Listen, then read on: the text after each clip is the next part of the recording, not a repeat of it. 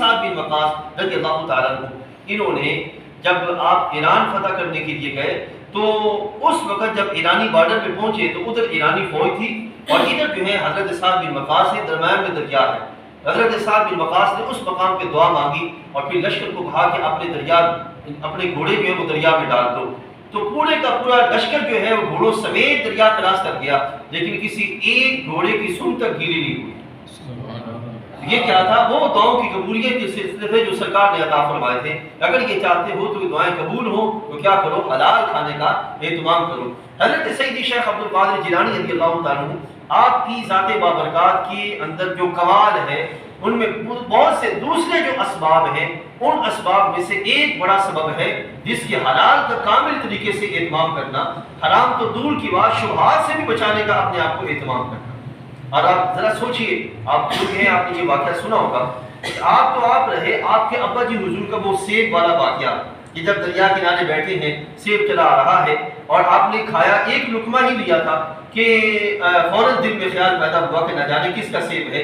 تو یہ طبیعت میں خیال آنا، میرے بھائیو، کوئی بندہ ایمان کے لحاظ سے جتنا مضبوط ہوتا ہے اتنی اس کی طبیعت اتنی حساس ہوتی ہے، اتنا وہ اپنے آپ کو بچاتا ہے کہ کہیں کوئی ایسا لقمہ نہ میری طبیعت میں آ جائے، میرے جسم کا حصہ بن جائے جو کہ اللہ کی ناراضگی کا حصہ بن جائے. تو یہ میرے بھائیو دادا صاحب حضرت سیدی غوث اعظم رضی اللہ تعالیٰ عنہ، آپ نے یہ نہیں کہ زمانہ طالب علمی میں بلکہ پوری اپنی دور حیات کے اندر، اپنی زندگی کے اندر آپ نے اسی چیز کا اہتمام فرمایا. آج کے ہمارے مسلمان کی سب سے بڑی کمزوری کیا ہے کہ وہ حرام کی جو مختلف صورتیں ہیں ان سے بچ نہیں پا رہے.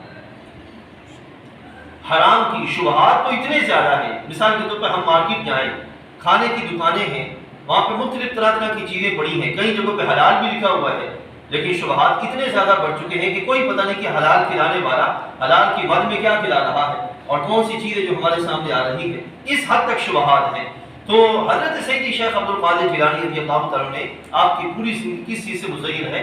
آپ نے حلال کھانے کا، دو چیزیں ہیں، ایک ہے سچ پہ رہنا، دوسرا ہے حلال کھانے کا اہتمام کرنا. اور تیسری جو چیز ہے جو بڑی عام ہے وہ یہ ہے کہ حضرت شیخ رحمۃ اللہ تعالیٰ نے عبادت اور اکل حلال کے ساتھ ساتھ جو عبادت کی کثرت ہے اس کا بہت زیادہ اہتمام فرمایا. عبادت اس کا بہت زیادہ اہتمام فرمایا. اور اس کے اہتمام کی کیفیت یہاں تک آتی ہے کہ علم پڑھنے کے بعد، حضرت توجہ کیجئے، آپ حیران ہوں گے، علم پڑھنے کے بعد حضرت شیخ رحمۃ اللہ تعالیٰ کا طریقہ یہ ہوا کہ آج بھی بغداد شریف کے اندر اللہ کریم ہمیں جو ہے وہ نصیب فرمائے، بغداد شریف کے اندر ایک برج موجود ہے، برج عجمی کے نام سے.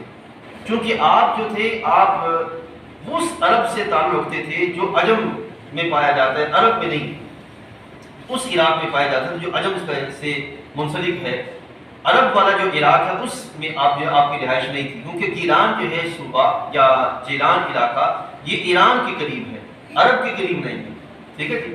حضرت سیدی شیخ عبد القادر جیلانی رضی اللہ تعالیٰ نے وہاں اس مقام پر برج عجمی جو ہے اس میں 20 سال تک، ایک دو سال بھی نہیں، ایک دو مہینے بھی نہیں، 20 سال تک حضرت شیخ عبد القادر جیلانی رضی اللہ تعالیٰ روزانہ نماز عشاء کے بعد قرآن مجید کی تلاوت کے لیے کھڑے ہوتے اور فجر کی نماز کے وقت سارا قرآن پاک ختم کر چکے ہوتے.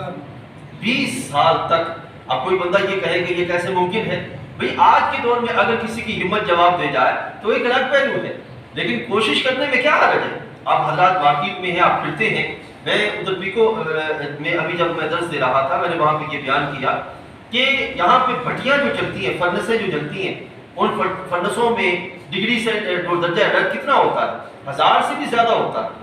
ٹھیک ہے نا جی. تو ایک بندہ اپنے پیٹ کی خاطر، روزی روٹی کے لیے اس 1000 سے بھی زیادہ ڈگری درجہ حرارت کے قریب کھڑا ہو کر وہاں پہ اپنا سلسلہ کر رہا ہوتا ہے.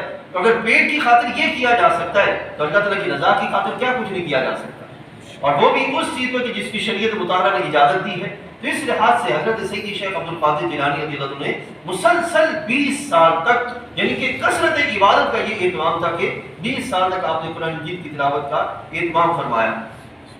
حضرت سیدنا امام اعظم ابو حنیفہ رحمۃ اللہ تعالیٰ کا واقعہ ملتا ہے کہ ایک دفعہ آپ تشریف لے جا رہے تھے تو آپ نے 2 عورتوں کو سنا کہ 2 عورتیں یہ کہتی ہوئی سنائی دے رہی تھی کہ نعمان بن ثابت جو کوفہ کے فرد ہیں، نعمان بن ثابت ان کی عادت یہ ہے کہ وہ روزانہ رات کو قرآن مجید کی تلاوت کرتے ہیں نفلوں کے اندر، شب بیداری کا وہ اہتمام کرتے ہیں۔ اب آپ نے یہ سنا، حالانکہ آپ اس سے پہلے کرتے نہیں تھے، پوری رات کا جاگنا یہ نہیں تھا، لیکن جب آپ نے سنا تو اس کے بعد آپ نے صرف اس خیال کے ساتھ کہ مسلمان جو میرے بارے میں خوش گمانی کے اندر مبتلا ہے تو کیوں نہ میں اس خوش گمانی کے سلسلے کو پورا کر ڈالوں، اس کے بعد آپ تسلسل کے ساتھ رات کو کھڑے ہوتے اور صبح تہجد کے وقت تک پورا قرآن پاک ختم کر چکے ہوتے۔ یہ کیفیت ہمارے اسلاف میں رہی ہے۔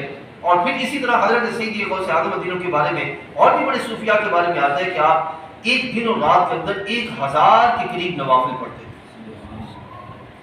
یعنی کہ فرض کے علاوہ جو باقی وقت رہ گیا ان اوقات کے اندر آپ نے وہ اس حد تک عبادت میں مشغول رہتے تھے کہ رب کائنات جل وعلا کے فضل کا سلسلہ کسی بھی مقام سے اور کسی بھی طرح ہاتھوں سے چھوٹنے نہ پائے۔ یہ ہے میرے بھائیوں مجاہدے کی کیفیت۔